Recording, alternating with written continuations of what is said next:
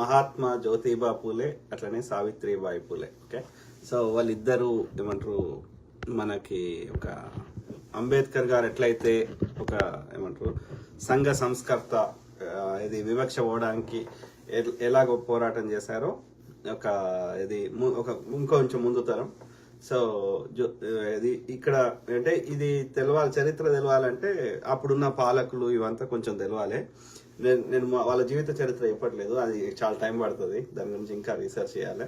But నేను అది cinema related, ఈ సినిమాకి అభ్యంతరం ఎందుకు అనేది, అంటే వివక్ష ఏ స్థాయిలో ఇప్పటికీ కొనసాగుతుంది అని చెప్పే ప్రయత్నం చేస్తున్నాను. ఓకే, సో ఆ క్రమంలో ఇది వాళ్ళు పూలే దంపతులు ఇది సంఘ సంస్కర్తలు. వాళ్ళు నాకున్న సమాచారం మేరకి వాళ్ళ వృత్తి పూల వ్యాపారం చేసేవారు లేదా పూలు అమ్ముకునేవారు అనేది. ఓకే, అంటే బీసీ సామాజిక వర్గం. సో అప్పుడు ఉన్నటువంటి ఈ పేష్వాలు ఓకే పరిపాలన దయచేసి మీరు గమనించాలి. ఓకే, ఎవరు ఛత్రపతి, ఎవరు శూద్ర బిడ్డ శివాజీ, రైట్? అంటే ఛత్రపతి అంటే ఏంది? చక్రవర్తి, రైట్? మరాఠా సామ్రాజ్యాన్ని స్థాపించడంలో కీలక పాత్ర పోషించింది లేదా స్థాపించింది శివాజీ మహారాజ్, రైట్? బీసీ బిడ్డ, శూద్రుడు అన్నప్పుడు శివాజీ గారు పరిపాలించాలి, లేదంటే ఆయన భార్య పరిపాలించాలి, ఆయన చనిపోతే, లేదు అంటే ఆయన కొడుకులు పరిపాలించాలి, రైట్? అవునా కాదా? శివాజీ గారి ఆర్మీలో సైన్యాధ్యక్షులు అట్లనే ఆర్మీ మోర్ దాన్ 50% ముస్లిమ్స్ ఉండే. ఓకే, శివాజీ వాళ్ళ డాడీ అహ్మద్ షా కింద, అహ్మద్ షా ఈ యొక్క ఈ నాలుగు రాజ్యాలు ఉండే, గోల్కొండ యొక్క బిజాపూర్, ఈ యొక్క ఆదిల్ షా, ఇవ 4 రాజ్యాలు ఉండే అన్నట్టు. సో ఆ రాజ్యాలన్నీ తర్వాత విచ్ఛిన్నం అయిపోయినాయి. ఓకే, సో అందులో ఒక రాజ్యంలో ఈ ఇప్పుడు అక్కడ ఇది మన యొక్క ఏమంటారు నెహ్రూ గారు అందులో జైల్లో ఉంటాడు. ఓకే, ఇప్పటికి ఉంది అది. ఓకే, సో అందులో ఆ ముస్లిం రాజు కింద మర్సనరీ అంటే ఏమంటారు ఈ యొక్క సైన్యాధ్యక్షుడు లాంటి వాడే అఫీషియల్ అప్పుడు రాజులకి ఏంటంటే స్టాండింగ్ ఆర్మీ ఉండేది. స్టాండింగ్ ఆర్మీ అంటే ఎల్లకాలం ఆర్మీ ఉండి వాళ్ళ జీతాలు ఇచ్చి ఇట్లా పోషించడం అనే కాన్సెప్ట్ లేకుండే. ఎందుకంటే అది ఖర్చుతో కూడుకున్న వ్యవహారం ఉండే. కాబట్టి ఏం చేసేవాళ్ళు అంటే రైతులు, దేహదారుఢ్యం ఉన్న వాళ్ళు, ముఖ్యంగా రైతులు. ఓకే, రైతుల నాయకుడు ఉండేవాడు. మామూలు టైంలో వాళ్ళు వ్యవసాయం చేసేవారు. యుద్ధ సమయంలో మాత్రం ఈ యొక్క ఏమంటారు వాళ్ళు రాజు రిక్వెస్ట్ చేస్తే ఈ రైతులందరినీ తీసుకొని యుద్ధానికి పోయేవాడు. వాళ్ళని మర్సినరీస్ అంటారు. ఇట్లా యూరోప్ లో కూడా ఉండేది. సో అంటే వాళ్ళు యుద్ధ సమయంలో రాజులకి ఆర్మీని ప్రొవైడ్ చేస్తారు.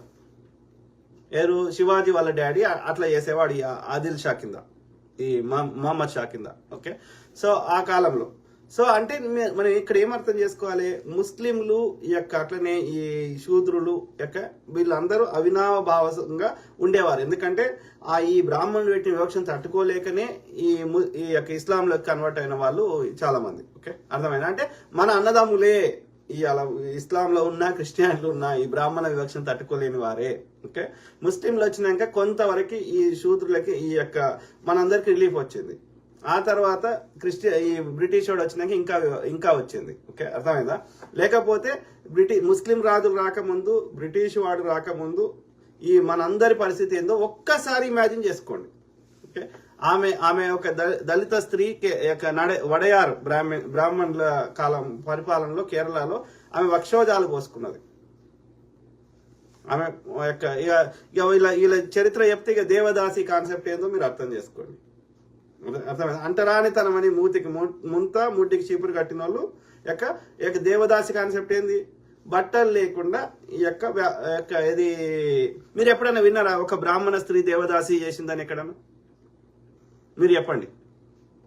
సో అట్లా ఇట్లా బట్టలు లేకుండా నాట్యం చేపించేవారు. రంభ, ఊర్వశి, మేనక, తిలోత్తమైంది గదే సేమ్ కాన్సెప్ట్. స్త్రీ అంటే వాళ్ళకి అదొకటే. పిల్లలు కనడానికి కావాల్సిన కార్యక్రమం చేయాలి, ఎవరి కోరిక వచ్చినా తెచ్చాలి. సో మిగతా అన్ని సమయాల్లో అంటరాని స్త్రీ.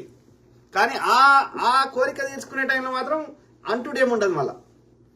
అంటే ఎంత దౌర్భాగ్యంలో అర్థం చేసుకోండి. అంటే ఎక్కడ కూడా ఒక ప్రిన్సిపల్ లేదు వాళ్ళకి, అప్పుడు ఇప్పుడు ఎప్పుడు. ఓకే, సో ఆ క్రమంలో మన యొక్క ఇది పూలే దంపతులు ఏది చాలా ఈ వివక్ష వ్యతిరేకంగా ఆ రోజులలో ఒక ఏమంటారు మెయిన్ నిజంగా ఇక్కడ మనం ఒకటి అప్రిషియేట్ చేయాల్సింది ఏంటంటే అది పూలే దంపతులు కానీ రాజా రామ్మోహన్ రాయ్ గారు కానీ కందుకూరి వీరేశలింగం వీళ్ళు ఏంటంటే బ్రాహ్మిన్స్. ఎవరు రాజా రామ్మోహన్ రాయ్ గారు బెంగాల్లో. ఓకే, అట్లనే ఈ యొక్క ఇది కందుకూరి వీరేశలింగం పంతులు పేర్లోనే ఉంది కదా, పంతులు ప్రకాశం పంతులు అంటే బ్రాహ్మిన్. ఓకే, సో వీళ్ళు ఎవరికి వ్యతిరేకంగా పోరాడినరు? ఆ బ్రాహ్మణులు పెట్టిన వ్యవస్థలో వాళ్ళ వ్యవస్థలో బ్రాహ్మణులే ఇబ్బంది పడ్డారు, బ్రాహ్మణ స్త్రీలే. రాజా రామ్మోహన్ రాయ్ ఎగ్జాంపుల్ తీసుకుంటే వాళ్ళ ఆయనకు వదిన అంటే పంచ ప్రాణాలు. ఓకే, సో ఈ బ్రాహ్మణుడు పెట్టిన వర్ణ వ్యవస్థలో ఈ మూఢాచారాల్లో వాళ్ళ అన్న చనిపోతే అన్నతో పాటు అతని భార్యని సతీసాగమనం చేశారు, అంటే కాలబెట్టారు, బతుకున్న వదినని కాలబెట్టారు. అది తట్టుకోలేకపోయాడు రాజా రామ్మోహన్ రాయ్ గారు. అందుకని ఈ మూఢాచారం పోవాలని కొట్లాడి పోరాటం చేసి బ్రిటిష్ ప్రభుత్వానికి, అక్కడ లండన్లో ఉన్న ప్రభుత్వానికి లేఖలు రాసి అనేకం చేస్తే లాస్ట్కు బ్రిటిష్ వాడు చట్టం తెచ్చాడు. అంటే ఎంత వీని నమ్మకం ఏంది ఈ ఆర్య బ్రాహ్మణుడిది ఏంటంటే వాడి యొక్క ఇది వయసులో ఉన్న మగోడు చచ్చిపోయినాక ఇది ఆమె కోరికలు ఉంటాయి కాబట్టి వేరే వాడితో సంకరణం చేస్తే అంటే శృంగారం చేస్తే వర్ణ సంకరణం అవుతుంది అనేది వాని బాధ. అందుకని భర్తతో పాటు అలబెట్టేవారు. అంటే ఎంత పిచ్చినా కొడుకులో అర్థం చేసుకోండి మీరు, అర్థం కదా. సో దానికి వ్యతిరేకంగా within the same Brahmin కమ్యూనిటీలో ఈ మూఢాచారం పోవాలని కొట్లాడిండు. మిగతా కమ్యూనిటీల కోసం కొట్లాడలే రాజా రామ్మోహన్ రాయ్ గారు. Same thing with Kandukuri Veeresalingam Pantulu. బాల్య వివాహాలు, ముసలోనికి చిన్న పిల్లని ఇచ్చి పెళ్లి చేసేవాళ్ళు. కన్యాశుల్కం, పెళ్లి కూడా కాదు అది, దయచేసి పెళ్లి కూడా అనద్దు. ఎందుకంటే కన్యాశుల్కం, యు ఆర్ గివింగ్ మనీ, డబ్బులు ఇచ్చి కొనుక్కునేవారు చిన్నపిల్లలు. ముసలోడు ఉంటాడా? చచ్చిపోతే ఆ పిల్లని ఏం చేస్తారు? గుండు కొట్టించి తెల్ల చీర కట్టి రెస్ట్ ఆఫ్ ద లైఫ్ అట్లా ఒంటరికి బతకాలి. కాబట్టి within the Brahmin community అంటే స్త్రీలను కూడా ఈ బ్రాహ్మణుడు 1% కూడా బ్రాహ్మణ స్త్రీలనే, మళ్ళీ వేరే స్త్రీల గురించి వేరే స్త్రీలు దళిత స్త్రీలు వాళ్ళ గురించి మనం మాట్లాడేయడానికి కూడా ఏం లేదు ఆడ. నేను బ్రాహ్మణ స్త్రీల గురించి చెప్తున్నా. బ్రాహ్మణ స్త్రీలనే అంత అణిచివేసిండు వాడు. అంటే మిగతా దళిత స్త్రీలు శూద్ర స్త్రీలను గురించి మీరు ఆలోచించండి ఒక్కసారి. ఎందుకంటే వాడు వచ్చేటప్పుడు వాళ్ళ స్త్రీలను తీసుకురాలి ఈ దేశానికి. ఓకే, సో ఆ క్రమంలో ఏం చెప్తున్నా, ఈ పూలే దంపతులు ఎట్లా కొట్లాడిను ఇక్కడ రెండు చెప్పదలుచుకున్నా. ఒకటి, బ్రాహ్మణుల పరిపాలనలో అది కేరళలో వడయార్లైనా సరే, ఇక్కడ ఈ పేష్వాలైనా సరే. ఆ పేష్వాలకి ఎందుకు వచ్చింది అసలు మెయిన్ మనం ఎక్కడ స్టార్ట్ చేసిన కాన్వర్సేషన్ అనేది, ఒకటి శివాజీ గారు వాళ్ళ డాడీ కానీ ఆయన కానీ ముస్లింలు అన్నదమ్ములు ఎక్కున్నాము. శివాజీ మహారాజ్ శూద్రుడు, ఆయనకు పట్టాభిషేకం చేయడానికి వీళ్ళు ఒప్పుకోలేదు. శూద్రుడికి వీళ్ళ వర్ణ వ్యవస్థలో ఆ శూద్రుడు రాజు చేయడానికి రాజుగా పనికిరాడు, క్షత్రియుడు తప్ప. కాబట్టి అతన్ని చేయాలంటే ఇంకా లాస్ట్ కు ఆయన ఎత్తు బంగారము కాసులు వజ్రాలు వైడూర్యాలు ఇస్తా అంటే కాశీ నుంచి గంగాధర భట్టు అనే వాడిని తీసుకొచ్చారు. వాడు లాస్ట్ కు ఎడమ కాలితోటి బొట్టు పెట్టాడు. అర్థమైందా? కానీ ఈ శూద్రుని కింద నేనెందుకు పనిచేయాలి? అప్పుడు ఏం చేసిండు వాడు? రూల్ కొంచెం మార్చిండు. ఏమని? ఈ శివాజీ మహారాజుకి ఎక్కడనో క్షత్రియునికి లింక్ ఉంది అని తన యొక్క రూల్స్ మార్చిండు. ఎందుకంటే అన్ని పైసలు ఇచ్చేవారికి. ఓకే, సో ఇది వీళ్ళ బతుకు. అయినప్పటికీ వాళ్ళ మనసులో ఉంటది కదా, శూద్రుని కింద మనం ఎందుకు పనిచేయాలని, ఎన్ని పైసలు ఇచ్చినా సరే. అందుకని ఆ శూద్రుని పరిపాలన లేకుండా చేయడానికి శతవిధాల ప్రయత్నం చేసి అతనికి 4 భార్యలు శివాజీ మహారాజుకి, అందులో ఒక భార్యతోటి అందులో ఏమంటారు మహమ్మద్ షా పరిపాలనలో ఉన్నటువంటి ఒక కులకర్ణి అనే బ్రాహ్మణ్ తోటి కుమ్మక్కై ఆమె ద్వారా వాళ్ళ కుటుంబ తగాదాలని తనకు అనుకూలంగా వాడుకొని శివాజీ మహారాజుకు విషం ఇచ్చి చంపారు ఈ బ్రాహ్మణ్. ఎందుకని? వాని శూద్రుని కింద వాడికి ఉండడానికి ఇష్టం లేదు. వీనికి శివాజీ మహారాజు అంతా దేహదారుఢ్యం లేదు, కొట్లాడే శక్తి లేదు, గొరిల్లా యుద్ధ నైపుణ్యాలు తెలియవు. వాళ్ళు ఏంటంటే వాళ్ళ ఆర్మీ బ్యాక్గ్రౌండ్ కాబట్టి శివాజీ మహారాజ్ని వాళ్ళు పోరాటం చేశారు, కుట్రలు చేసి ఆ విధంగా శివాజీ మహారాజుని చంపేశారు. ఓకే, సో తర్వాత అతని మళ్ళీ వాళ్ళ అన్నదమ్ముల మధ్యలో కొట్లాట పెట్టి ఏం చేసిర్రు? సవతులు పెట్టి ఏం చేసిర్రు? ఒక కుటుంబాన్నేమో ఈ రాయగఢ్ శివాజీ మహారాజుది మెయిన్ కోట ఏంటంటే రాయగఢ్. ఓకే, సో అక్కడ ఒక ఫ్యామిలీ, రెండవ ఫ్యామిలీని ఏం చేసిర్రు? అక్కడ సతారాకు పంపించారు. సతారాలో ఒకటి పెట్టిరు. ఈ ఇద్దరు ఏంది ప్రెసిడెంట్ లాగా నామకే వాస్తు ఛత్రపతి టైటిల్ ఇస్తారు కానీ వీళ్ళ పవర్స్ ఏమి ఉండవు. మొత్తం పవర్స్ ఏడిపోయినాయి. వాళ్ళ కింద మంత్రులుగా పనిచేసిన వాళ్ళు వాళ్ళ బాజీరావు మస్తాని సినిమా వచ్చింది కదా, సో ఆ బాజీరావుడు పేష్వా. ఓకే, అట్లనే అంతకుముందు బాలాజీరావు వీళ్ళంతా పేష్వాలు అంటారు. పేష్వాలు ఏంటంటే చిత్లో ఉన్న ఆర్య బ్రాహ్మణులు. ఓకే, సో మొత్తం పరిపాలన ఈ సతారాల పరిపాలన లేదు, అట్లనే ఈ రాయగఢ్ల పరిపాలన లేదు. శివాజీ వంశస్థులు పరిపాలన చేస్తలేరు, పేరుకే ఉన్నారు ఛత్రపతి అని. ఓకే, సాహు మహారాజా అని ఇప్పుడు అంబేద్కర్ గారికి ఏమంటారు పెన్షన్ ఇచ్చిండు అని చదివిపించిండు అన్నాం కదా. వీళ్ళు ఏంటంటే వాళ్ళకి వారసులుగా వచ్చారు కాబట్టి వాళ్ళకి ఛత్రపతి ఉంది కాబట్టి వాళ్ళకి కొంత పెన్షన్ ఇచ్చేవారు. సో ఆ పెన్షన్ తీసుకొని నువ్వు బతుకో, నీ భార్య పిల్లలతో నువ్వు బతుకో, పరిపాలన ఏం చేస్తాం. ఆ విధంగా ఈ మంత్రులుగా ఉన్నటువంటి ఈ చిత్లో ఉన్న ఆర్య బ్రాహ్మణులు యొక్క పూనా కేంద్రంగా పరిపాలన చేశారు. అంటే ఇక వాళ్ళు లేరుగా శివాజీ మహారాజుకి సంబంధించిన వారసులు కానీ శివాజీ మహారాజు కొద్ది కాలం పరిపాలన చేసిండు, ఆయనని చంపేశారు. ఓకే, కుట్రలు చేసి చంపేసి శివాజీ మహారాజు పిల్లల్ని పరిపాలన చేయలే. ఔరంగజేబుకి తీసుకోమని చెప్పి పంపించిందే వీళ్ళు కుట్ర చేసి. మొన్న చావా సినిమా వచ్చింది కదా, శంభాజీ అతన్ని చంపించిందే వీళ్ళు. శివాజీ మహారాజు చంపింది వీళ్ళే, ఔరంగజేబుతో కుమ్మక్కయ్య చంపించింది వీళ్ళే. ఎందుకని పేష్వాలు రాజ్యం చేయాలి, ఈ ఆర్య బ్రాహ్మణులు రాజ్యం చేయాలి. వీడికి తెలిసింది ఏంది, యుద్ధం చేసే నైపుణ్యం కంటే కూడా కుట్రలు చేసేదే ఎక్కువ ఉంది వీళ్ళది.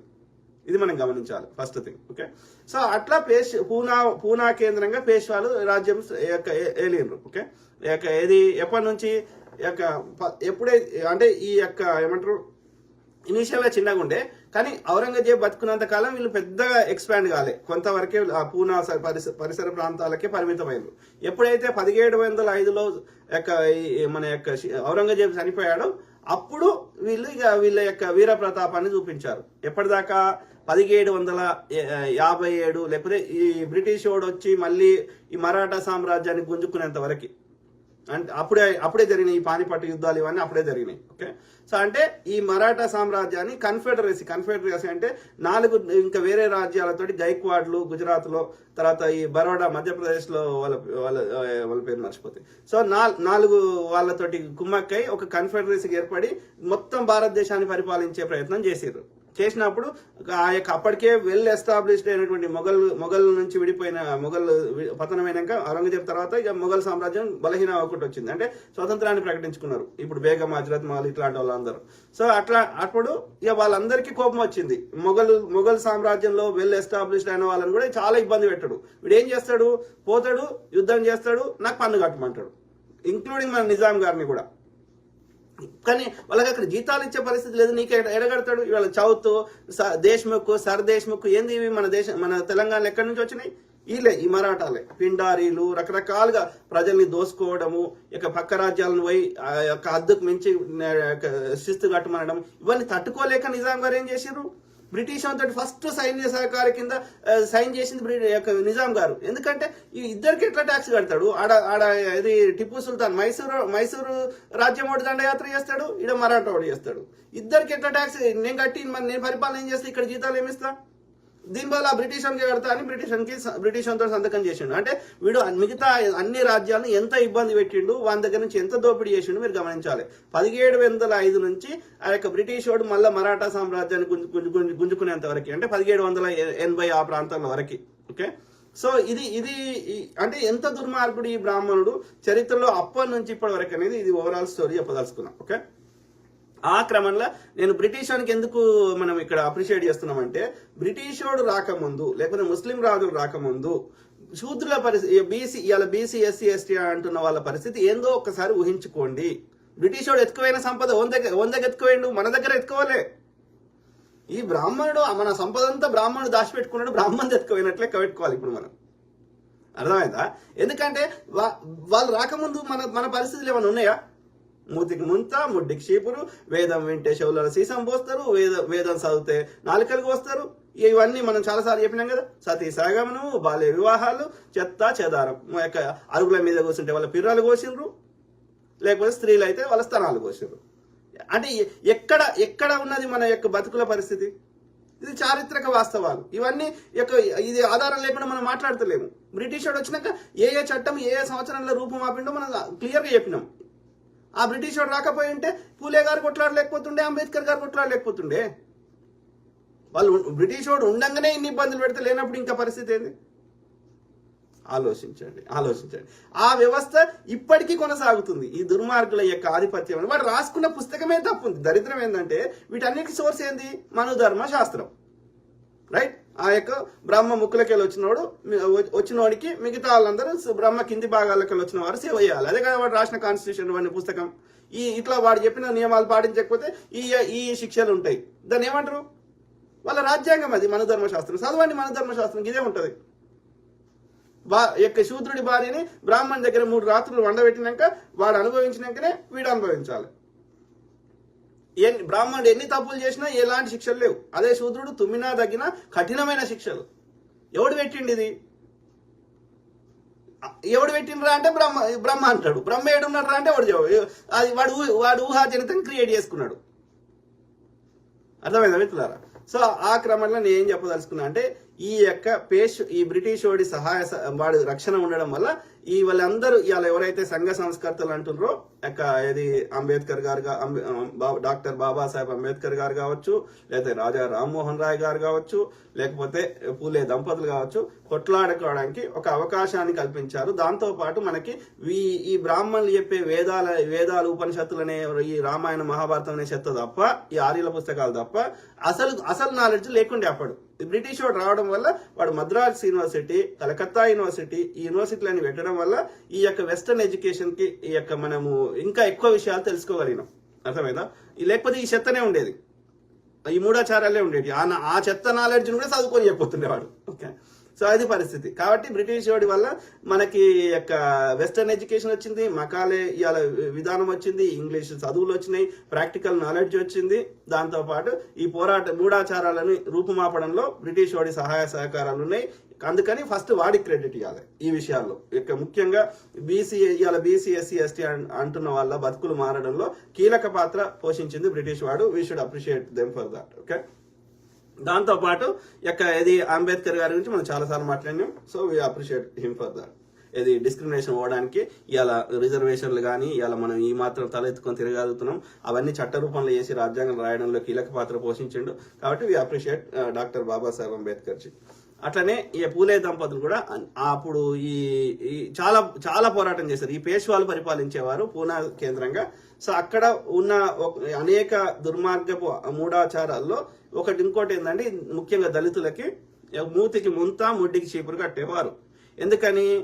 వాళ్ళు నడుస్తుంటే వాళ్ళ పాదధూళి కూడా వేరే వాళ్ళకి తలగొద్దు. అంటే ఏం చేయాలి? వాళ్ళు పోయేటప్పుడు వాళ్ళ పాదధూళిని వాళ్ళే తుడుచుకుంటూ పోవాలి. కాబట్టి ముడ్డికి చీపురు. మరి మూతికి ముంత ఎందుకు? వాళ్ళ నుంచి లాలాజలం నేల మీద పడితే అది వర్షం పడ్డా లేకపోతే వేరే వాడు తొక్కినా అపవిత్రం అవుతుంది, మళ్ళీ లేకపోతే వాళ్ళు తాగే నీళ్ళకి పోతుంది. కాబట్టి అట్లా పోకూడదు. అంటే మూతికి ముంత కట్టుకొని ఆ ముంతలో ఉంచిన ఉమ్మిని ఊరవతల పారేసుకోవాలి వాడు. మరి ఊరవతల పారేసిన వర్షం పడితే పడదా? అంత నాలెడ్జ్ లేదు వాళ్ళకి. ఓకే, సో అంటే వివక్ష ఇట్లాంటి అనేక దుర్మార్గాలు చేసిండ్రు. వాటికి వ్యతిరేకంగా బాల్య వివాహాలు ఇది అందరికి అన్ని రకాల స్త్రీలు అన్ని రకాల పురుషులు అనుభవించారు, ఒక్క బ్రాహ్మణులు తప్ప. ఈ బాధలన్నీ వీళ్ళు పెట్టిన చెత్త రూల్స్ అన్ని. ఓకే, సో వాటన్నిటికి వ్యతిరేకంగా ఇద్దరు దంపతులు కొట్లాడారు. ముఖ్యంగా చదువు యొక్క ఇంపార్టెన్స్ తెలుస్తూ రెండు అక్కడ, ఒకటి ఎడ్యుకేషన్, రెండోది ఈ వివక్ష. మహిళలు చదువుకోవాలి, దానికోసం కూడా ఈ దంపతులు పోరాటం చేసారు. అట్లనే ఈ బ్రాహ్మణులు పెట్టి అనేక మూఢాచారాలకు వ్యతిరేకంగా కూడా ఇద్దరు దంపతులు పోరాటం చేస్తే వాళ్ళని అనేక రకాలుగా ఇబ్బంది పెట్టారు. ఓకే, సో దాని మీదనే ఇప్పుడు సినిమా, పూలే సినిమా. ఓకే, ఈ పూలే సినిమాలో ఇప్పుడు నేను చెప్పిన మూతికి ముంత ముడ్డికి చీపురు కానీ, ఈ కుల వ్యవస్థ కానీ, వర్ణ వ్యవస్థ కానీ, అప్పుడు ఉన్నటువంటి వాస్తవాలని ఆయన మహాదేవన్ అన్నట్టు ఆయన సినిమా తీసాడు. ఓకే, సినిమా తీస్తే ఏప్రిల్ 11 రిలీజ్ కావాలి. రిలీజ్ కావాల్సి ఉంటే రిలీజ్ వారికి యూ సర్టిఫికేట్ ఇచ్చి వాళ్ళు అప్రూవల్ చేశారు, సెన్సార్ బోర్డు వాళ్ళు. చేస్తే ఈ బ్రాహ్మణ సంఘాల వారు పెద్ద గొడవ చేశారు. ఎందుకని? అలా 12 సీన్లు వీళ్ళకి అభ్యంతరకరంగా ఉన్నాయంట. అందుకని చేస్తే వాళ్ళు మళ్ళా సెన్సార్ బోర్డు వాళ్ళు దాన్ని తమ నిర్ణయాన్ని వాపసు తీసుకొని ఆ 12 కట్లు వీళ్ళు ఈ బ్రాహ్మణులు చెప్పినట్టుగా 12 కట్లు చేసిన తర్వాత అప్పుడు ఈ ఏప్రిల్ 25 అంటే రేపు సినిమాకి విడుదలకి ఇచ్చారు. అంటే ఆ 12 కీలక అంశాలు తొలగించాల్సిన అవసరం ఏమొచ్చింది? వాస్తవాలు చెప్పడం తప్పెట్లయితుంది? చరిత్రని మార్చలేం కదా, చరిత్రను దాస్తే దాగేది కాదు కదా. సో ఆ క్రమంలో వాళ్ళు మాత్రం ఈ వాళ్ళ యొక్క చెత్త సినిమాలకి ఈ యొక్క హిందూ ముస్లిం నింపడానికి చావా సినిమా వాళ్ళ వాస్తవాలకు దూరంగా ఉన్నది. మరి అట్లా కాదురా అని ఎవడ కోర్టుకు పోతే సారీ చెప్తున్నాడు వాడు, మేము ఇది కల్పిత గాథ నిజం కాదని చెప్తున్నాడు. అంటే మీరేమో చెత్త నింపొచ్చు, అది చావా కావచ్చు, కాశ్మీరీ ఫైల్స్ కావచ్చు, కేజీఎఫ్ కావచ్చు, ఇంకో సబర్మతి రిపోర్ట్ కావచ్చు, ఇంకో చెత్త సినిమా కావచ్చు. ఓకే, హిందూ ముస్లిం చెత్త మాత్రం నింపొచ్చు, కేరళ ఫైల్స్ కావచ్చు నింపొచ్చు. మనం వాస్తవాలు చెప్తే మనకి ఇన్ని అబ్జెక్షన్ చెప్తున్నారు. ఎంతవరకు కరెక్ట్ ఇది? అంటే ఇప్పుడు ఎందుకు జరిగింది అట్లా అంటే ఆ కేంద్రంలో పరిపాలిస్తున్న వారు బీజేపీలో, మీరు బీజేపీ ఆర్ఎస్ఎస్ లో తీసుకోండి, 99% of decision or 100% of decision making is in the hands of ఈ ఆర్య బ్రాహ్మిన్స్.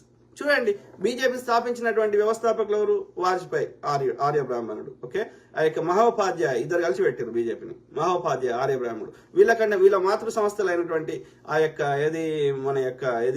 భారతీయ జనసంఘ్ ఆయన ఆర్య బ్రాహ్మణుడు. తర్వాత సావర్కర్ ఆర్య బ్రాహ్మణుడు, గాడ్సే ఆర్య బ్రాహ్మణుడు. ఓకే, ఇలా ఇట్లా సుబేందు అధికారి ఎవరినైనా తీసుకోను బీజేపీలో ఆర్ఎస్ఎస్ లా నిర్ణయం. ఇప్పుడు ఆర్ఎస్ఎస్ హెడ్ సంచాలకులను తీయండి, హెడ్ ఆఫ్ ద ఆర్ఎస్ఎస్ ఎవరు? Hedgewar, Golwalkar, Mohan Bhagwat, Sudarshan, you name it, everyone is Arya Brahmin. Elections ఉండవు. ఓకే, అంటే ఏం చెప్తున్నా, బీజేపీ ఆర్ఎస్ఎస్ నడిపిస్తున్న వాళ్ళంతా నిర్ణయం చేసే రోడ్ల మీదకి వచ్చి జంబికత్తి పట్టేటోళ్ళు ఏమో బీసీ పొరగాను, రెడ్డి పొరగాను. ఎందుకంటే వాడు బిర్యానీ ఇస్తా అంటే వాడు వాడతాడు. కానీ నిర్ణయం చేసే వాళ్ళందరూ మీరు చూడండి, including any leader. Okay, Sushma Swaraj Brahmin, ఈ యొక్క పేరు కంగనా రనౌత్, నువ్వు వెనకడ పోతే ఝాన్సీ లక్ష్మీబాయి, ఇట్లా ఎవరినైనా తీసుకోను. అంటే బ్రాహ్మిన్స్ మొత్తం ఈ యొక్క ఆర్య బ్రాహ్మిన్స్ ఈ దేశ మూలవాసులు కాని వారు ఇలా మనని మొత్తం ఈ యొక్క నాశనం చేస్తున్నారు, అన్ని వ్యవస్థలను నాశనం చేస్తారు. వాడు చెప్పిందే కరెక్ట్, వాడు చూపెట్టిన సినిమానే కరెక్ట్. మనం వాస్తవాలు చెప్తే మన చూపెట్టనిస్తలేదు. ఎందుకంటే ప్రభుత్వంలో వాళ్ళే ఉన్నారు, హోంశాఖలో వాళ్ళే ఉన్నారు, నీవు ఏ శాఖను తీసుకో, విదేశాంగ శాఖలో వాళ్ళే ఉన్నారు. తీయండి, నంబర్స్ తీయండి, ఎవ్రీబడి ఈస్ బ్రాహ్మణ్. అంటే బ్రాహ్మణుల రాజ్యం నడుస్తుంది అప్పుడు, ఇప్పుడు, ఎప్పుడు అనేది మనం ఇక్కడ గమనించాల్సిన అవసరం ఉంది. అట్లా సెన్సార్ బోర్డులో కూడా ఈ బ్రాహ్మణులే ఉన్నారనేది మనకు అర్థమవుతుంది. కాబట్టి అంటే వాళ్ళ చెత్తని మనం రుద్దుకోవాలి. మనం వాస్తవాలు చెప్పే హక్కు లేదు మనకి, కానీ మన ట్యాక్స్ డబ్బులు కావాలి వాళ్ళకి. మరి వీళ్ళందరికి జీతాలు ఇస్తుంది ఎవరు? మనమే కదా. అంటే మన శవాల మీద, మన హిందువుల శవాల మీద వాళ్ళు రాజ్యం వెళ్తారంట ఈ ఆర్యులు. ఇది మనం మేల్కోవాల్సిన అవసరం ఉంది. దయచేసి ఆలోచించమని ప్రాధాన్యపడుతున్నా. ఓకే, ఆ 12 ఏమేమి వీళ్ళు అబ్జెక్షన్ చెప్పారో నేను చెప్తా. ఓకే, సో ఆ క్రమంలో ఏమంటున్నా అంటే, కంచె ఐలయ్య అనే మా యొక్క ప్రొఫెసర్ గారు చాలా మేధావి ఉన్నాడు. ఈ కుల వివక్ష మీద చాలా రీసెర్చ్ చేసిండు, అనేక పుస్తకాలు చదివిండు, అనేక బుద్ధిజం మీద పిహెచ్డి చేసిండు. ఇంత నాలెడ్జ్ ఉన్న వ్యక్తులు ఎందుకు వాళ్ళ నాలెడ్జ్ని వాళ్ళతోటి అంతం చేసుకుంటారో నాకు అర్థం కాదు. ఓకే, చూడండి, అంత నాలెడ్జ్ ఉన్నప్పుడు ఆ నాలెడ్జ్ నెక్స్ట్ జనరేషన్కి ఎట్లా పోతుంది? ఇప్పుడు కంచె ఐలయ్య గారు ఓల్డ్ అయిపోయాడు, ముసలాయన అవుతున్నాడు. రేపో ఎల్లుండో 10 రోజులకో, లేకపోతే 10 రోజులు కాకపోయినా ఇంకో 5 ఏళ్లకో 10 ఏళ్లకో ఎప్పుడో ఒకసారి అయితే ఆయన మనిషి అన్నాడు, ఎవరైనా, నేనైనా నువ్వైనా ఎవరైనా చావాల్సిందే కదా. అంటే చనిపోయినప్పుడు ఈయన నాలెడ్జ్ అంతా ఆయనతోటి చచ్చిపోవాలనా? ఆలోచించుకోండి ప్రొఫెసర్ సార్ కంచె ఐలయ్య గారు. Okay, I respect you for your relentless effort to, అంటే అంత నాలెడ్జ్ని సేకరించడానికి అంత ఎఫర్ట్ పెట్టి మీరు తెచ్చినప్పుడు దాన్ని మీరు మీ దగ్గరనే ఉంచుకుంటే వాట్ ఈస్ ద యూజ్? ఎప్పుడు కానీ గుర్తుపెట్టుకోండి, a leader has to create more leaders, not followers. అప్పుడే ఆ వాదం ముందుకు పోతుంది. సద్గురు అంటే ఇంకా 10 మంది సద్గురుని తయారు చేసే శక్తి సద్గురుకు లేదు, ఎందుకంటే ఆయన సిద్ధాంతం లోపం ఉంది. కానీ ఒక బుద్ధుడు 1000 మంది బుద్ధులను తయారు చేశాడు, అప్పుడే బుద్ధిగా నిలబడుతుంది. అర్థమైందా? ఎనీ అందులో జెన్యూనిటీ ఉంటే. కాబట్టి కంచె ఐలయ్య గారు ఇంకా 1000 మంది కంచె ఐలయ్యలను తయారు చేయాల్సింది, కానీ వీళ్ళు చేయరు. ఎందుకంటే వాళ్ళకి ఆ ఐడియా రాలేదో ఏమో తెలియదు. సార్ ఇప్పటికైనా మీకున్న నాలెడ్జ్ని ఇంకా వేరే పిల్లలకి బోధించి మీలాగా అంత నాలెడ్జ్ తోటి మాట్లాడే విధంగా వేల మంది కంచె ఐలయ్యలను తయారు చేస్తేనే మీ తర్వాత నెక్స్ట్ తరం వాళ్ళు కూడా ఈ వివక్ష మీద పోరాటం చేయడానికి, మీ వాదం బలపడడానికి మీరు చేసిన నాలెడ్జ్కి ఏదో ప్రతిఫలం ఉంటుంది. కాబట్టి కంచె ఐలయ్య గారు మీరు ఆలోచించండి దయచేసి. స్టార్ట్ క్రియేటింగ్ మోర్ కంచె ఐలయ్యాస్. ఓకే, ఆ క్రమంలో ఆ 12 చూసినాక మీ కామెంట్ చూద్దాం ఏమేమి కట్స్ అనేది. ఓకే, ఏది ఆ 12 కట్లు ఏమున్నాయి మిత్రులారా? First one, at the beginning of the film increase the disclaimer length up to readable time 20 seconds. అంటే 20 సెకండ్లు ఎక్కువ యాడ్ చేయాలంట. డిస్క్లైమర్ పెడతారు కదా, ఇది కల్పితమైన అని పెడతారు కదా, సో అట్లాంటిది. తర్వాత ఇంకో నెక్స్ట్ ఏంది 1 hour 33 minutes అదేదో, సో ఆ టైం అదేందో కానీ ముచ్చటిందాం. Okay, replace the visuals of man carrying broom two boys throwing cow dung balls Savitribai. 2 విషయాలు ఉన్నాయి ఇక్కడ. ఏది ఇంతకుముందు చెప్పినట్టు మూతికి ముంత ముడ్డికి చీపురు అన్న కదా, ఆ సీన్ డిలీట్ చేయాలంట. తర్వాత ఏంది, సావిత్రిబాయి పూలే మీద ఆవు ఎవరైనా ఏదో దీన్ని పెండ ఇసిరేసేటోళ్ళు. ఆమె 2 చీరలు కట్టుకొని పోయేది ఏది చదువు చెప్పడానికి. ఫాతిమా షేక్ ఆమె మిత్రురాలు, ఆమె ఇద్దరు కలిసి చెప్పేవాళ్ళు, పాఠాలు చెప్పేవారు ఆడపిల్లలకి చదువు చెప్పొద్దు వీని వర్ణ వ్యవస్థ ప్రకారం, సముద్రయానం చేయొద్దు ఎవరైనా పురుషులైనా సరే, ఇట్లా చెత్త అంతా చాలా ఉంది. అందులో వీళ్ళు చదువు చెప్తున్నారు. ఈ బ్రాహ్మణులకు సిద్ధాంతానికి వ్యతిరేకంగా వాళ్ళు చెప్తున్నారు కాబట్టి, రిఫార్మ్ చేస్తున్నారు కాబట్టి, అది వాళ్ళ యొక్క ఆధిపత్యాన్ని పోతుంది కాబట్టి కాబట్టి ఆమెను ఇబ్బంది పెట్టడం స్టార్ట్ చేశారు. ఆమె పోతుంటే ఆమె మీద పెండేసేటోళ్ళు. ఆమె ఏం చేసింది, 2 చీరలు కట్టుకుని పోయినాక అక్కడ ఒక పైద చీర తీసేసి లోపల ఇంకో చీర ఉంటుంది కదా, అట్లా పాఠం చెప్పి మళ్ళీ వచ్చేటప్పుడు మళ్ళీ ఇంకో చీర కట్టుకొని వచ్చేది. అర్థమైందా? ఇది చారిత్రక వాస్తవం. ఇదేమి దాచే విషయం కాదు. కానీ ఇది చెప్పొద్దంట. చెప్తే ఏంది, ఈ బ్రాహ్మణులకు చెడ్డ పేరు వస్తుంది కదా. అంటే చేసేటి అన్ని లంగ పనులు చేయొచ్చు కానీ దాని వాస్తవాలు మేము చెప్పొద్దు. నువ్వు మాత్రం నీ చెత్త సినిమాలలో కాశ్మీరీ ఫైల్స్ చావాలా మీరే దాడులు చేసి, గుజరాత్ అల్లర్లు మీరే చేసి, కరసేవకులను మీరే చంపి, ఆ బూచి మీద బాయిల నిండేటట్టుగా ముస్లింలను చంపి, నిండు శూలాలైన గర్భవతి ఆమె దాచుకొని ఒక హిందూ ఇంట్లో దాచుకొని ఉంటుంది. అది ఆ హిందూ సోదరి ఆ ముస్లిం సోదరునికి రక్షణ ఇస్తే అల్లకు కూడా వచ్చి ఆమెను కడుపులో చంపి ఆ లోపల బిడ్డను తీసి, బిడ్డని జంబికత్తికి పైన ఎక్కించి వాడు నిలబెట్టి సంతోషపడ్డారు వీళ్ళు. అంటే ఎంత దుర్మార్గులు వీళ్ళు, మనుషులా అట్లా. కానీ వీళ్ళు ఏం చేయలేదు. వీళ్ళు నిజాయితీ మంతులని వాడేదో సాబర్మతి రిపోర్ట్ ఏదో సినిమా తీస్తే దానికి మోడీ అప్రిషియేట్ చేస్తాడు. అంటే మీరేమో అబద్ధాలు చెప్పొచ్చు, రిపోర్ట్లు రానియకపోవచ్చు, అక్కడున్న ఆధారాలు ఉన్న అందరినీ చంపేయచ్చు. అప్పటి హోంశాఖ మంత్రి హిరేన్ పాండ్యతో సహా అప్పుడున్న ఐపీఎస్ అధికారిని ఇంకా బయటకు రిలీజ్ చేయనిస్తలేరు. ఇవన్నీ మీరు చేయొచ్చు, చెత్త నింపొచ్చు, వాట్సాప్లో పొద్దుగాలేస్తే చెత్త నింపొచ్చు. మేము మాత్రం శూద్రులము, వాస్తవాలు చెప్పే సినిమా తీస్తే మా మీద ఇంత అజమాయిషి, ఎందుకంటే ప్రభుత్వంలో ఉన్నది మీరే, సెన్సార్ బోర్డులో ఉన్నది మీరే. ఎన్నాళ్ళు మేము ఇట్లా భరించాలి? మేము ట్యాక్సీలు కట్టాం రా, మేము కట్టాం. మేము జిఎస్టీ కట్టాము, మేము పెట్రోల్ మీద ఎక్సైజ్ సుంకం కట్టాం, వ్యాట్ కట్టాం. ఎట్లా నడిపిస్తావు ప్రభుత్వాన్ని నడిపి? మా శవాల మీద పేలాలు ఏర్కుంటున్నావు కదరా, మేమే కడుతున్నాం కదా, మేము శూద్రులమే కదా. ఆలోచించండి, మేల్కోమంటున్నా. అందుకే అంటున్నా, బ్రాహ్మణుడు వేరు రాయ్యా, ఆర్యుడు వేరు. మన హిందువులమే ఎంతమంది చచ్చిపోయినా వాళ్ళకి 1% బాధ కాదు. ఇంకో బ్రాహ్మణ్కి ఏమన్నా కానీ మన రియాక్షన్ వేరే ఉంటుంది. అది మీరు గమనించాలి. ఎడినా కొడుకులేమో ఎక్కువ తయారయ్యారు. అర్థమైనా? రిప్లేస్డ్ మాడిఫై ద డైలాగ్ జహాన్ జహాన్ శుద్రోంకో జాదూ బంద్ కర్, అంటే జాదూ బంద్ కర్ చల్నా చాహియే తో క్యా యహి హమారీ సబ్సే. అంటే బేసికల్ గా ఈ వివక్షను, శూద్రుడు ఈ యొక్క బ్రాహ్మణ వివక్ష గురించి ఉండే సన్నివేశము అది తీసేయాలంట. ఓకే, దాన్ని మ్యూట్ చేయాలి, లేకపోతే మ్యూట్ చేయాలి, అది సౌండ్ రావద్దు అక్కడ. అర్థమైందా? Replaced modify the dialogue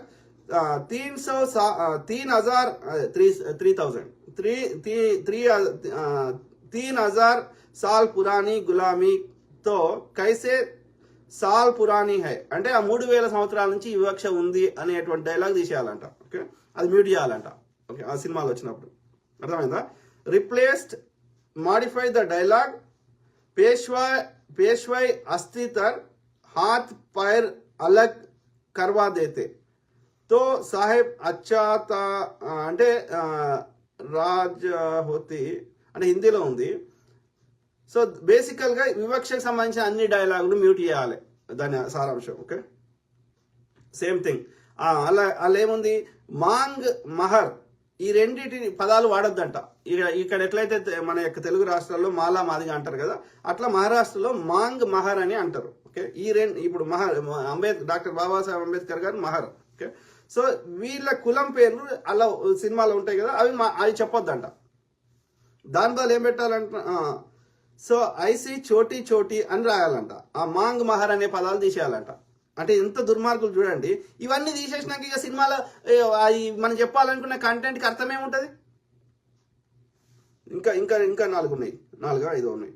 so replace the whole ఓ stanza about caste system of Manu Maharaj. आबादी है आबाद और उनका जीवन सार्थक होगा.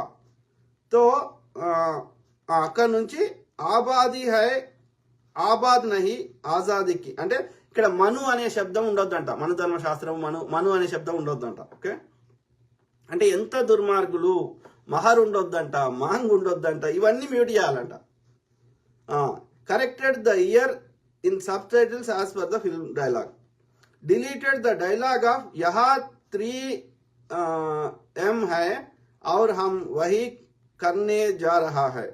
ఈ సీన్ డిలీట్ చేసినట. Submitted AWBI certificate. Submitted proper documents for historical references made in the film. Change the subtitles as caste to varna. Okay, కులం అనేది మాట్లాడొద్దంట. సో ఇవన్నీ ఎవడు చెప్పిండు? ఈ బ్రాహ్మణ సంఘాలు డిమాండ్ చేసినాయి. ఈ బ్రాహ్మణ సంఘాలు డిమాండ్ చేస్తే సెన్సార్ బోర్డు వాడు వాటిని అంగీకరించి ఆ బ్రాహ్మణులు చెప్పిన వాటిని మా సూత్రుల మీద రుద్దుతాడంట. అవన్నీ డిలీట్ చేసిండు. అవన్నీ డిలీట్ చేసి ఇప్పుడు రేపు సినిమా రిలీజ్ అవుతుంది. 11కు రిలీజ్ కావాల్సింది 25కు రిలీజ్ అవుతుంది. అంటే ఏం నడుస్తుంది ఇక్కడ? అవన్నీ తీసేసినాక, ఎసెన్షియల్స్ అన్ని నువ్వు తీసేసినాక చరిత్ర వాస్తవాలు చెప్తలేం కదా మనం. ఇక దాన్ని పనికి రాకుండా చేసిన. ఇప్పుడు ఒక డ్రింక్ మజ్జిగ అనేది ఉందనుకో, దాంట్లో కుండే నీళ్ళు వేసినాక అది తాగినా తాగిపోయినా ఒకటే కదా. దాన్ని పల్సా చేసేసినావు, దాని ఇంటెన్సిటీని దాన్ని అన్నింటినీ తీసేసినావు కదా, దాని ఎసెన్స్ని, దాని ఫ్లేవర్ని తీసేసినావు, దాని ఫ్లేవరే మారిపోతుంది కదా. మేము అలేమన్నా మసాలా యాడ్ చేసి చెప్తలేం కదా, నిజంగా జరిగినాయి కదా, చారిత్రక ఆధారం ఉన్నాయి కదా. పేష్వాల కాలంలో ఇవన్నీ జరిగినాయి కదా, ఈ బ్రాహ్మణుల కాలంలో. అంటే ఇక్కడ ఒకటే ఈ చర్చల యొక్క మెయిన్ సారాంశం ఏంటంటే, ఎవరు రాజ్యాన్ని నడిపిస్తున్నారు, అప్పుడు ఇప్పుడు వాళ్ళ చెత్త సినిమాలకేమో ఎలాంటి సెన్సార్ బోర్డు నియమ నిబంధనలు ఉన్నాయి. సామాన్య ప్రజలు ఎంత గ్రౌండ్లో వచ్చి ఎంత కొట్లాడినా, ఏం చేసినా, కోర్టుల కేసులు వేసినా అది తర్వాత సారీ చెప్తారు తప్ప అంతకు మించి వాళ్ళు సెన్సార్ బోర్డు మనం చెప్పిన ఏ డిమాండ్ని వాడు ఇది తీసుకోలే. కానీ బ్రాహ్మణులు గొడవ చేస్తే ఎన్ని మార్పులు చేశారు. అంటే ఇలా బ్రాహ్మణుల రాజ్యం నడుస్తుంది. బ్రాహ్మణుల ఆధిపత్యము, వాళ్ళ చెత్తని మన మీద అప్పుడు ఇప్పుడు రుద్దుతున్నారు. అంటే వాళ్ళు వేరు, మనం వేరు. ఇప్పటికైనా మనం గ్రహించాలి అనేది నేను ప్రాధేయపడి చెప్తున్నా. ఓకే, ఆలోచించండి మిత్రులారా. ఇన్ని ఎగ్జాంపుల్స్ తోటి చెప్పినా మనం మేల్కోకపోతే ఏం చేస్తాం? ఇంకా ఎన్ని ఏళ్ళైనా మార్పు రాదు. నాలాంటి వాడు వేల లక్షల మంది అంబేద్కర్ లాంటి మహనీయులు పుట్టినా, పూలే దంపతులు లాంటి మహనీయులు వేల మంది పుట్టినా మార్పు రాదు. వాస్తవాలు అంగీకరించాను రా అయ్యా, ఇలా బ్రాహ్మణులు వేరు, మనం వేరు. అది వాడి ప్రతి మంత్రంలో ఉంది, ప్రతి పుస్తకంలో ఉంది. వాడి సంస్కృతం కాకుండా దాని అర్థం తెలుగులో చెప్పమని అడగండి, మీకు మొత్తం తెలిసిపోతుంది. మనకు అర్థం కాని భాషలు ఎందుకు చెప్తాడు? మనోజ్ కుమార్ జోహాన్, హలో అన్న, తెలంగాణ శ్యామ్ పగిడిపల్లి. ఈ దేశానికే మహాత్ముడు Mahatma Phule. Yes, there are so many great people. మహాత్ముడు అంటే గొప్ప ఆత్మ గలవాడు అని అర్థం. మహా అంటే గొప్ప. ఓకే, మహాదేవుడు అంటే దేవుళ్ళలోనే గొప్ప దేవుడు అని అర్థం. మహా అంటే గొప్ప, ఆత్మ అంటే సోల్. ఓకే, శరీరం నాది కాదు. శరీరం అనేది మనం తినే ఆహారాన్ని బట్టి ఈ శరీరం తయారైంది. ఓకే, కాబట్టి ఈ శరీరం చచ్చిపోతుంది, కానీ ఆత్మకు చావు లేదు. నేను వెళ్ళిపోతే ఈ శరీరం కుళ్ళిపోతుంది. ఓకే, కాబట్టి ఆ ఆత్మలలో గొప్ప ఆత్మ. ఎందుకని గొప్ప ఆత్మ అన్నారు? ఎందుకంటే వాళ్ళు అందరి గురించి ఆలోచించారు, అందరూ ఆత్మలు సంతోషంగా బతకాలని కోరుకున్నారు కాబట్టి వాళ్ళు మహాత్ములు అయ్యారు. అది జ్యోతిబా పూలే గారు కావచ్చు, మహాత్మా గాంధీ గారు కావచ్చు, యేసుక్రీస్తు గారు కావచ్చు. ఆయన తన యొక్క తనని తాను సాక్రిఫైస్ చేసిండు సమాజం కోసం. అంబేద్కర్ గారు కావచ్చు, ఇంకెవరైనా సరే అందరి కోసం తమ జీవితాలను అర్పించి అందరి కోసం పాటుపడ్డ అందరు మహాత్మాలే, అందరు గొప్పవారే, అందరు మహనీయులే. సింపుల్. వాళ్ళనే కొంతమంది ఈ మహనీయులనే వాళ్ళు ఇంకా ఇష్టంతో వాళ్ళు విదేశాల్లో అయితే డీవా అన్నారు, మన దగ్గర దేవా అన్నారు. అంతే తప్ప మాయలు మరాఠీలు అద్భుతాలు ఎవ్వరూ చేయరు, సాధ్యం కాదు. అట్లా ఎవడన్నా చెప్తే ఏ మతం వాడు చెప్పినా వాడి స్వార్థం కోసం నన్ను ఏమారుస్తుండని గ్రహించండి, అంతే. సింపుల్. మిరాకిల్స్ అయ్యేది ఉంటే న్యాచురల్గా అయితే కానీ ఈ మంత్రం చేస్తే ఈ యొక్క పూజ చేస్తే ఈ యొక్క ఇది చేస్తే నాకు ఇన్ని లక్షలు ఇస్తే 1000 ఇస్తే నీకు ఇది ఇంకోటి అవుతుంది, అది అబద్ధం. ఎస్, నువ్వు స్వచ్ఛమైన మనసుతో ప్రార్థన చేయండి, ఆ నేచర్ కనికరిస్తే జరగవచ్చు. కానీ ఎవడో పైసలు ఇచ్చి ఎవడో అట్లా చేస్తే వినదు, అట్లా ఎవరో చెప్తే వినది. Correct brother. తెలంగాణ శ్యామ్ పగిడిపల్లి, దేశ ప్రజల చావులకు కారణమై ప్రధాని బీహార్లో ఎన్నికల ప్రచారం చేసుకుంటున్నాడు. మూర్ఖుడు బ్రదర్. నేను నిన్న రెండు లైవ్లలో చెప్పిన డెఫినెట్లీ ఇది బీజేపీ RSS వాళ్ళే చేయించారు. ఓకే, అది ఇన్వెస్టిగేషన్ నేను రాసి పెట్టుకోండి. ఇది ఇన్వెస్టిగేషన్ జరగదు, దోషులకు శిక్షలు పడే 4 రోజులు అవుతుంది, లేదంటే ఒక వారం రోజులలో ఏది మళ్ళీ సర్జికల్ స్ట్రైక్స్ అని పోతాడు, అన్ని మీడియాలో వచ్చేస్తుంది. తర్వాత దీన్ని సెంటిమెంట్గా వాడుకొని ఎన్నికలకు వెళ్ళాలి, అంతే తప్ప ఆ వాడు ఎక్కడి నుంచి వచ్చిండు, ఎందుకు వచ్చిండు, వాళ్ళ మీద విచారణ చేసి వాళ్ళ శిక్షలు పడడము ఇట్లాంటిది ఉండనే ఉండదు. అది చేస్తే తప్పకుండా వీళ్ళే వస్తారు, వీళ్ళ పేర్లే బయటకు వస్తాయి. జస్ట్ ఫూల్స్ చేయడం, కానీ ఎల్లకాలం వర్కౌట్ కాదు. 10 ఏళ్ళ నుంచి అదే లాజిక్ వాడతా అంటే ఎట్లా వర్కౌట్ అవుతుంది? ప్రజలు అంతా ఇడ్డలు లేరు కదా. ఎడ్యుకేట్ చేద్దాం, ప్రజలను అర్థమయ్యేట్టు చెప్దాం. నీల హరీష్, నమస్తే వనక్కం సెస్ రీకాల్ ఆదా మిత్రం. నమస్తే brother Neela Harish brother. Vinay Raju Kochara, thank you brother, thank you. ఎవరు? Meda Srinu, hi bro, hi brother. ఎవరు? Varalakshmi, thank you sir, thank you ma'am. So Azeem Sharif, yeah thank you brother, Azeem Sharif brother. ఎవరు? జాన్ ప్రసాద్ కే, హాయ్ అన్న, హాయ్ బ్రదర్. సాది మిత్రులారా, సో ఎక్కువ కామెంట్స్ లేవు, ఐ కీప్ టాకింగ్, మాట్లాడుతూనే ఉంటా. సో ప్రతి అంశం మీద అవగాహన చేస్తా, అట్లనే మీ తరఫున వాయిస్ ఇస్తా. ఓకే, ఎందుకంటే మనము అందరం బాగుండాలి, అందులో మనం ఉండాలి. ప్లస్ మన బతుకులు ఇంకా అప్పుడు మన తాత ముత్తాతలకి అంత శక్తి లేక, వీళ్ళతో పోరాటం చేసే శక్తి లేక ఈ దుర్మార్గులు పెట్టినటువంటి ఆ వివక్షలో పాపం వాళ్ళ ప్రాణాలను అర్పించారు. లేకపోతే ఏమంటారు, ఒక అత్యంత హేయమైనటువంటి బతుకులు బతికారు. కానీ మనం అట్లా బతకాల్సిన అవసరం లేదు, అర్థమైందా? కాబట్టి మనం అన్ని రంగాల్లో మనకి ఇంత నాలెడ్జ్ ఉంది, అందరి దగ్గర ఒకటికి మించి 2-3 స్మార్ట్ ఫోన్లు వచ్చినాయి. సో కాబట్టి ఈ అరచేతిలో మన దగ్గర ఎవ్రీ ఇన్ఫర్మేషన్ ఉంది. కాబట్టి మనం ఈ వివక్షను పోరాడుతూనే మనం అన్ని విధాలా స్ట్రాంగ్ కావాలి, అర్థమైందా? నాలెడ్జ్ పరంగా కానీ, ఫైనాన్షియల్ కానీ, అప్పుడే వీళ్ళతో కొట్లాడగలుగుతాం. లేకపోతే వాళ్ళు మళ్ళీ ఇదే కంటిన్యూ చేస్తారు. ప్లస్ అన్ని రంగాల్లో, ఓకే, అది అన్ని శాఖలలో, హైకోర్టులలో, గుళ్ళలో, అన్నిట్లలో మనం ఉండాలి. ఇవాళ బ్రాహ్మణులే ఉన్నారు అన్నిట్లలో. ఇప్పటికీ మీరు హైకోర్టు జడ్జిలు తీయండి, సుప్రీంకోర్టు జడ్జిలు తీయండి, ఏ డిపార్ట్మెంట్ అనేది తీయండి, ఇప్పుడు కేంద్రంలో ఉన్న అన్ని శాఖలు తీయండి, 99% ఒకరిద్దరు వాళ్ళ కుడిగని చేసే ఒకరిద్దరు చూపెట్టుకోవడానికి తప్ప మిగతా వాళ్ళందరూ బ్రాహ్మణులే ఉంటారు. మీరు తీయండి, ఏ డిపార్ట్మెంట్ అనేది తీయండి. RTI కింద మనం అప్లికేషన్ పెట్టుకుంటే మనకు నో డేటా అని చెప్తున్నారు తప్ప ఇన్ఫర్మేషన్ ఇస్తలేరు.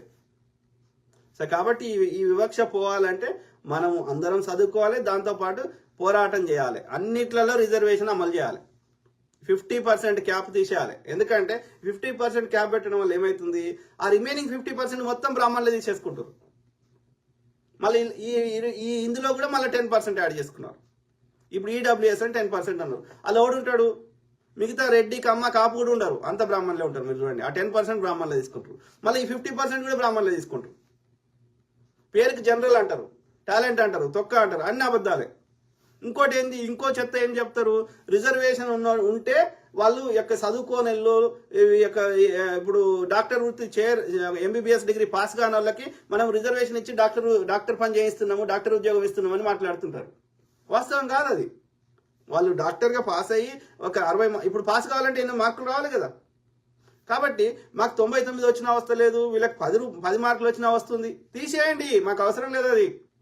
అందరికీ మాకు 99 మార్కులు వచ్చినోడు అవసరం లేదు, 30 మార్కులు వచ్చినోడు అవసరం లేదు, 60 మార్కులు పెట్టండి క్వాలిఫికేషన్ ఎవరికైనా సరే.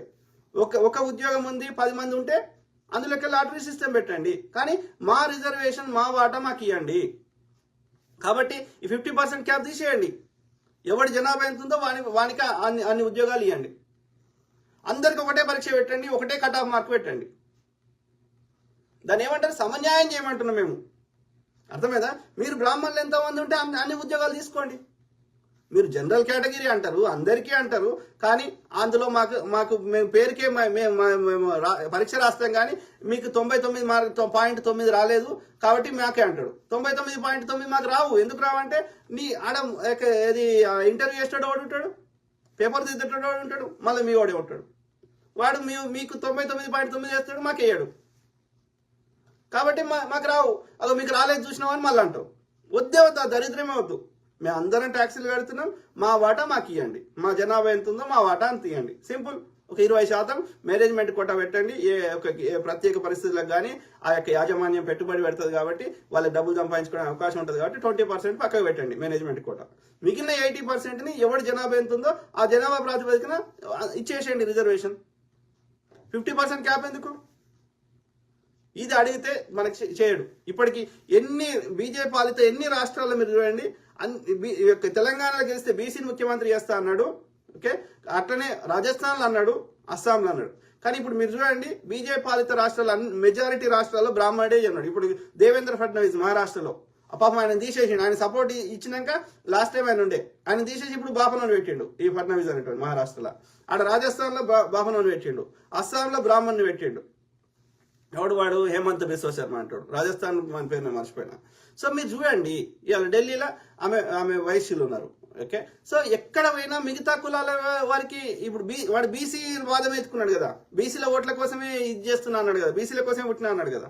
మళ్ళీ ఇప్పుడు తెలంగాణ కూడా బీజేపీలో ఉన్న బీసీలు ఎవరు? అందరు కాపులే. మరి మిగతా కులాలు ఏడికి పోయినరు?